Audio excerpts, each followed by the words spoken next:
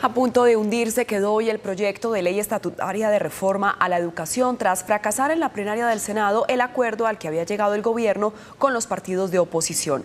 La iniciativa necesita de mínimo 53 votos para ser aprobada antes del 20 de junio o si no será archivada. Lo que se ha convertido en un hito en el trámite de la reforma de la Ley Estatutaria de Educación fracasó hoy para último debate en el Senado de la República. No hubo consenso. La bancada de gobierno de Pacto Histórico se apartó del acuerdo alcanzado con partidos como Cambio Radical, el Centro Democrático y Conservador. Para los senadores de estas agrupaciones políticas, FECODE le ganó el pulso al gobierno. Sí, lo ganó. Y se lo ganó al presidente Petro porque seguramente no podrá tener una ley estatutaria que beneficie a los estudiantes y a los profesores. En este caso, solamente beneficiará a un sindicato. Bueno, FECODE no aceptó las modificaciones incluso que hicimos ayer para lograr un texto nuevamente unificado para plenaria. Esa es la noticia que tenemos y sencillamente pues se bajaron del bus. FECODE nuevamente vuelve a manipular los intereses de la educación pública en Colombia. El país entero conoció que entre el Ministerio de Educación y todos los partidos y ponentes de la Comisión Primera firmamos una ponencia, pero ahora ellos salen con otra absolutamente distinta y nosotros no nos vamos a devolver un centímetro y no vamos a colocar en riesgo la educación integral, pública sí, pero privada también. En el Pacto Histórico insisten en que buscarán consenso, pero aceptan que es muy difícil que este proyecto estatutario sea aprobado. Y me parece lamentable, porque habría sido un magnífico ejemplo, un proyecto unificado, pero bueno, ahora tenemos dos y yo me temo que ninguno de los dos lados tiene la mayoría calificada que exige la norma para aprobar una ley estatutaria. Tres aspectos fundamentales frente a los cuales hay o más difíciles para lograr el acuerdo. Lo primero, la evaluación docente. Lo segundo, la financiación con recursos públicos preponderantemente para la educación pública y finalmente la educación terciaria. Aunque ambas partes insisten en que buscarían un consenso, lo cierto es que ninguna tiene 53 votos, los necesarios para pasar el proyecto de ley estatutaria de la educación. Lo más seguro es que el proyecto fracase. Iniciamos nuestra segunda hora de noticias. El precio del dólar sigue disparado y en la jornada de este jueves subió 83 pesos. La divisa ya se cotiza a 4.106 pesos, tendencia que podría mantenerse en los próximos días. La volatilidad responde a los anuncios en materia de tasas de interés de la Reserva Federal de Estados Unidos. El precio del dólar mantuvo su tendencia al alza y este jueves subió a 4.106 pesos, lo que representó un alza de 83 pesos frente a la jornada anterior. En 2 días la moneda se incrementó 146 pesos. Sigue pesando el pronunciamiento de la Reserva Federal de los Estados Unidos, que estaría bajando su tasa de interés solo una vez en lo que resta del año y no 3 veces como se esperaba inicialmente.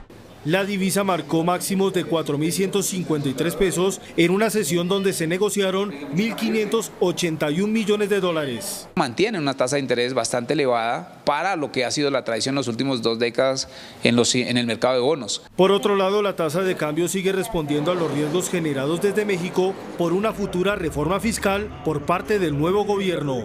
Los inversionistas están liquidando sus posiciones tanto en ese país como en el resto de Latinoamérica. Lo que hizo que el mercado sacara sus posiciones de México y por consiguiente, como no se sacan solo de un país, sino que se sacan de sector LATAM, pues Colombia se ve contagiado con ese movimiento y México está mucho más devaluado que nosotros. Ahí estamos nosotros pegados de esa situación. La tendencia se mantendría en el corto plazo. En Bogotá se registra un pico de enfermedades respiratorias que ha aumentado la ocupación de camas UCI en atención pediátrica.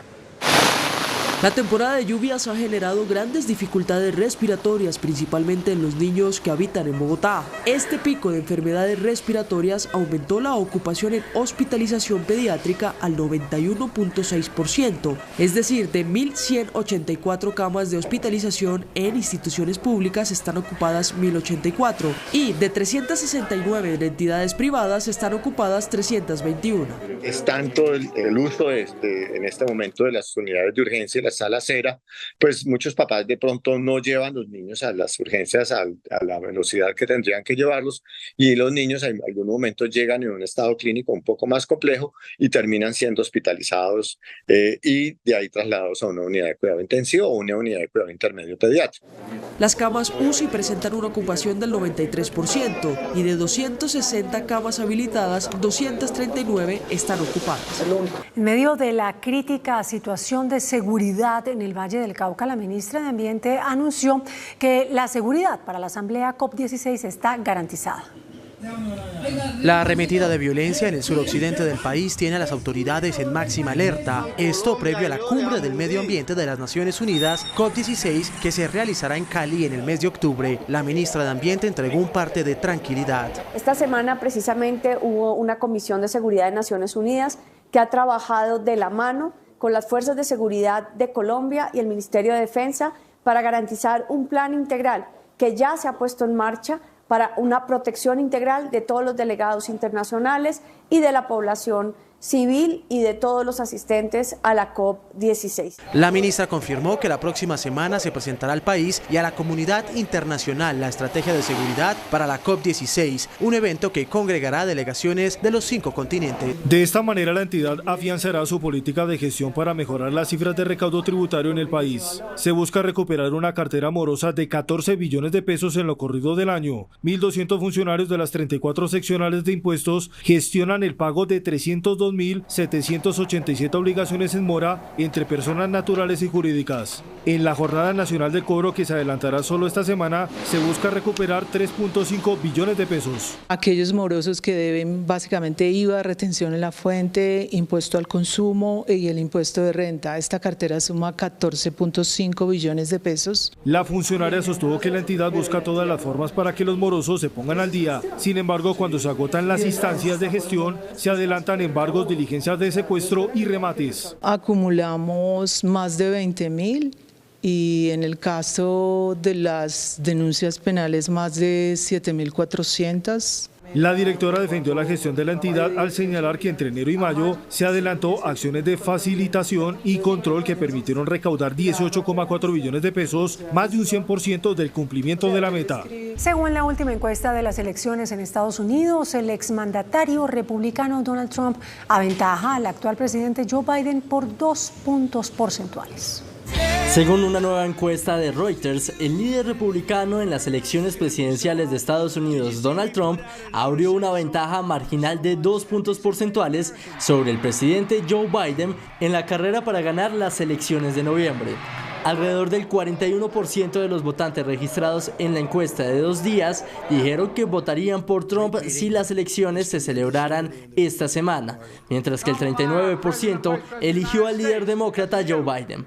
Alrededor del 20% de los votantes en la encuesta dijeron que no habían elegido un candidato y que se inclinaban por opciones de terceros partidos o que tal vez no votarían en absoluto en las elecciones del próximo 5 de noviembre. La ventaja de Trump estuvo dentro del margen de error de aproximadamente 3 puntos porcentuales de la encuesta para los votantes registrados.